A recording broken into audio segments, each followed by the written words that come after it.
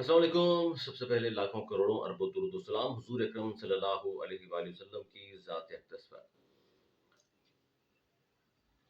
फैसला आया और फैसला जो है वो आया है जी इमरान खान के हक में। और इमरान खान के हक में फैसला जो आया, हालांकि इमरान खान का तो वहाँ केस नहीं था, केस तो था सुन्नी तहत काउंसिल का, लेकिन फैसला आ गया जी पीटीआई के हक में। यानी कि जो कुछ मांगा भी नहीं वो कुछ उनको दे दिया गया। यानी सीधा सीधा आइन का कत्ल हुआ है। इंटर पार्टी इलेक्शन आपने खुद नहीं कराए और बात आपने डाल दी उनके ऊपर। इंटर पार्टी इलेक्शन नहीं कराए, किसका कसूर था भाईजान? जाहिर है ये आप बता नहीं सकेंगे। कायदे आजम हाउस पर हमला, जीएचक्यू पर हमला, शौदा के पुतले जलाए आपने, और अदलिया में कुछ इस तरह के बहुत ही माजरत के साथ मुतनाज़ा जजेस मौजूद हैं जो मुसलसल काम कर रहे हैं, लगता ये है खान के लिए। और ज़ाहिर है ये कोई अच्छा, फिर मौसूफ को पसंद करने वाले, अंदाज़ा कीजिए हमारा असली दुश्मन भारत, उनके वो लोग जो उनके यहाँ इदारों में काम करते हैं, खुफिया एजेंसीज में काम करते हैं, वो बाकायदा टेलीविजन्स पर बैठकर बरमला इतराफ़ कर रहे हैं कि जी खान उनके लिए बहुत ज़रूरी था और खान ने उनके लिए बहुत कुछ किया है।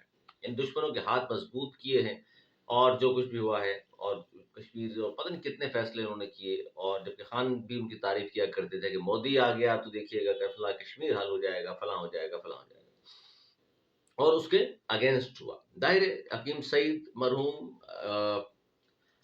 डॉक्टर इसरार, अब्दुल सत्तार ईदी और मरहूम हमीद गुल साहब, ये सब कह चुके कि जनाब यहूदी एजेंट, यहूदी लॉबी का बंदा, वो अपना बंदा यहाँ लाएंगे, फिट करेंगे। खान ज़ाहिर उसके नाम भी ले दिया इमरान खान को, सब कुछ वो पहले बता चुके, आज से 30 साल कबल ये तमाम चीज़ें। और फिर ये फैसला जो आया, इसमें बहुत सारे लोग हैरान और परेशान हैं, शशदर रह गए हैं कि जनाब जो कुछ मांगा भी नहीं गया वो भी दे दिया।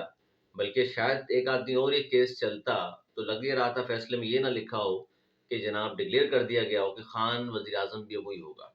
जितना कुछ दे दिया गया बिन मांगे, लगता यही है। तो ये आइन से जो खिलवाड़ किया जा रहा है, और ये जज अदालतों में बैठे जजेस कर रहे हैं आइन से खिलवाड़।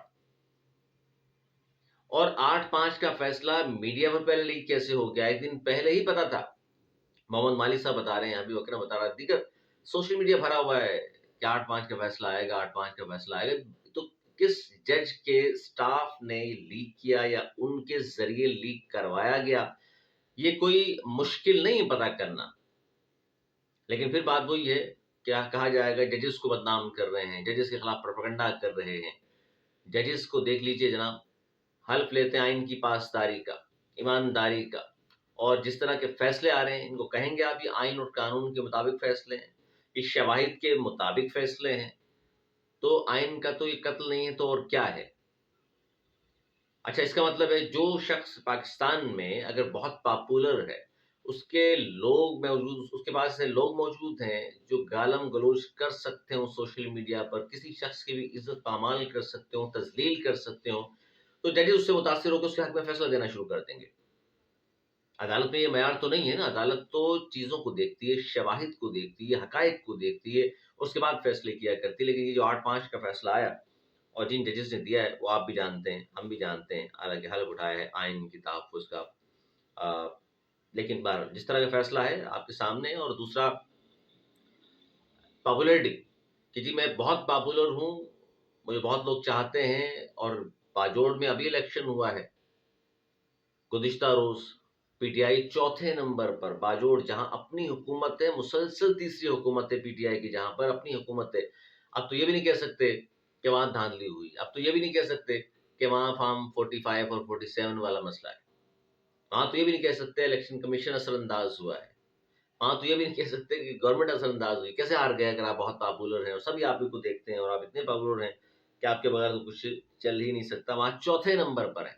पहले पे नहीं आई, चल दूसरे पे आ जाते, चौथे नंबर पर। पहले पर एएनपी, दूसरे पर आज़ाद उम्मीदवार, तीसरे पर जमात इस्लामी, और चौथे पर है पीटीआई वाले। तो ये ज़ाहिर है आईनी नहीं, सियासी फैसला है। बहुत सारी मिसालें मैं दे सकता हूँ। ये जजेस जिस तरह का रिलीफ दे रहे हैं, वो जितने भी केसेस हैं, वो चाहे तोशाखाना से लेकर के इद्दत और ये साइफर और दीगर जितने मुकदमात हैं, हम सब देख रहे हैं कि शवाहिद मौजूद, लेकिन उसके बावजूद भी یہ کیسز آ رہے ہیں. اب دوسرا، ٹرمپ کو گولی لگی ہے جی، امریکہ کے سابق صدر کو. اور ٹرمپ اور خان کے بارے میں کہا جاتا ہے دونوں بڑے دوست بھی ہیں، اور کہا جا رہا ہے ٹرمپ آ گیا تو خان کو جیل سے باہر لے آئے گا، اور ٹرمپ آ گیا تو خان یہ ہو جائے گا.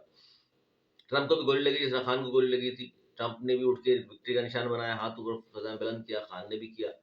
ان کو بھی گولی براہ راست نہیں لگی، کہیں چھوتی گزر گئی خان کی طرح. اور وہ بھی وہاں نااہل، ان کے اوپر بھی مقدمات، ان کی بھی ضمانت پہ ضمانتیں، ان کی بھی رہائی پہ رہائی. ان کی بھی جب پاپولرٹی گرنے گئی تو حملہ ہو گیا، ان کی پاپولرٹی گرنے لگی تھی تو ان پہ بھی حملہ ہو گیا تھا، یاد ہوگا اگر آپ کو. اب مارنے والا یہ ہے کہ وزیر آباد کا نکل آئے پتہ نہیں. لیکن بہرحال اگر تفنن میں نے بات کی، لیکن یہ ڈرامہ مجھے تو لگتا ہے وہاں بھی ہو رہا ہے. وہ تو خیر بہت ہی، خان کے علاوہ خان بھی ہیں لیکن وہ بھی بڑا زبردست ایکٹر ہے. تو یہ ساری چیزیں آپ کے سامنے رکھنے کا مقصد یہ ہے کہ آئین کے ساتھ کھلواڑ کیا جا رہا ہے، اور اس میں کچھ ججز بھی ملوث ہیں جن کا کام انصاف فراہم کرنا ہے، نہ کہ پاپولرٹی دیکھتے ہوئے، نہ کہ اس ڈر خوف میں، یا آپ ان سے متاثر ہیں یا پرانے دوست ہیں. کیا ہیں آپ کو تو شواہد دیکھنی چاہیے. بہرحال یہ بھی ایک چیز ہے، میں نے کہا میں آپ کے سامنے رکھ دوں کہ 8 ججز کا، جس سے میں نے کہا بھلا ہو کہ انہوں نے خان کو پی ایم ڈکلیئر نہیں کر دیا، ورنہ ایک اور کہانی ہو جاتی. کراچی والوں پر بلکہ پورے ملک پر ہی ایک اور بم گرا دیا گیا. بجلی مہنگی کر دی گئی، 7 روپے 12 پیسے فی یونٹ مہنگی کر دی گئی. خدا کی پناہ کہ جون کے جو بل آئے تھے اس سے بھی لوگ ابھی سنبھلے نہیں تھے کہ جولائی کے بل آ چکے، اور وہ جون کے بل سے زیادہ آ گئے ہیں. کوئی بولنے کو تیار نہیں. اور میں تو صرف اپنے شہر کی بات کروں گا کہ جہاں بے حسی اس حد تک بڑھ چکی ہے، اپنے مسائل پر بھی کوئی بات کرنے کو تیار نہیں ہوتا، باہر نکلنے کو تیار نہیں ہوتا، آواز اٹھانے کو تیار نہیں ہوتا. میرے شہر کے لوگ اتنے بحث تو کبھی نہیں تھے. یہ کیا ہو گیا میرے شہر کے لوگوں کو؟ اپنے مسائل پر بھی آواز اٹھانے کو آپ برا سمجھنے لگ گئے ہیں، توجہ نہیں دیتے، گھر میں بیٹھ کر صرف یہ بات کرتے ہیں جی مہنگائی بہت ہو گئی، دیکھیے جی آٹا چینی دال مہنگی کر دی ہے، بجلی مہنگی کر دی ہے، لوڈ شیڈنگ ہو رہی ہے، گیس کی لوڈ شیڈنگ ہو رہی ہے، روزگار بچوں کو نہیں مل رہا، پانی نہیں ملتا پینے کو، ٹینکر کے ذریعے ہمارا پانی ہمیں بیچا جاتا ہے، ہمیں خریدنے پر مجبور ہے. کسی میں تو باہر نکلیے یار، خدا را اتنے بحث تو مت بنیے آپ. اب زندہ کون ہے بھائی؟ سب سے زیادہ ریونیو کما کر دینے والا شہر، اس وہی سہولیات سے محروم.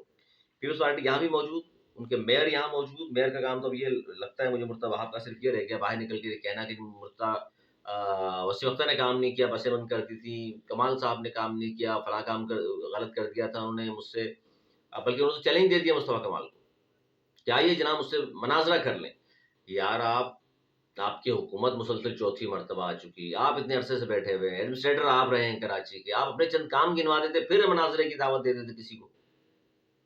کام آپ کے پاس ہے نہیں، press conference press conference press conference.